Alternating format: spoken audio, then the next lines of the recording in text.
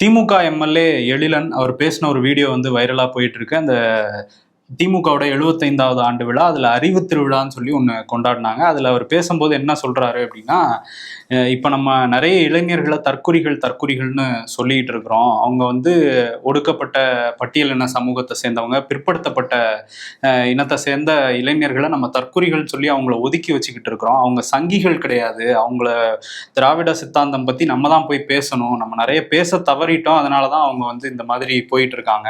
அவங்களோட தலைவர்கள் வேணா சுயநல நோக்கோட சில விஷயங்களை பண்ணலாம். ஆனா வந்து முழுக்க முழுக்க அவங்கள வந்து நம்ம ஒதுக்கிடக்கூடாது இப்படி சொல்லி அப்படின்னு சொல்லியிருக்காரு. இளம் தலைமுறை பேச்சாளர்கள் அவங்க மொழியில பேசி நம்ம கருத்துக்களை எடுத்து வைங்க, அப்பதான் உரையாடினாதான் இது மாறும் அப்படிங்கிற மாதிரி ஒரு கருத்தை சொல்லியிருக்காரு.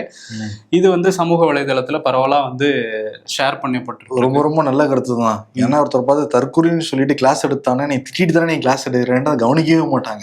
ஆமா, சரி உனக்கு என்னவா பிரச்சனை வாப்பா அப்படின்னு சொல்றப்ப அவங்க கேட்கக்கூடிய சூழ்நிலையாவது இருப்பாங்க. காது கொடுத்தாது கேட்பாங்க அவங்க.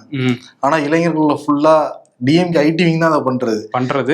யாரெல்லாம் டிவிக்கு இருக்காங்களோ அவங்களாம் டார்கெட் பண்ணி நீ தற்குறி தானேங்கிறப்ப அவங்க என்ன ஆவாங்க, காலத்துக்கு அதை சைடு வர மாட்டாங்க. இதைத்தான் வந்து அவருமே சொல்ல வர்றாரு. நம்மளே அதை வந்து உருவாக்கிடக்கூடாது அப்படி ஒரு கூட்டத்தை. நம்ம தான் தவறிட்டோங்கிறதையும் அவர் அந்த இடத்துல ஒத்துக்கிறாரு. நம்ம தான் பேசி அவங்கள வந்து புரிய வச்சிருக்கணும், அதை தவற விட்டுட்டோம், இனிமே அதை பண்ணாதீங்கிற மாதிரி அவர் வந்து பேசியிருக்காரு.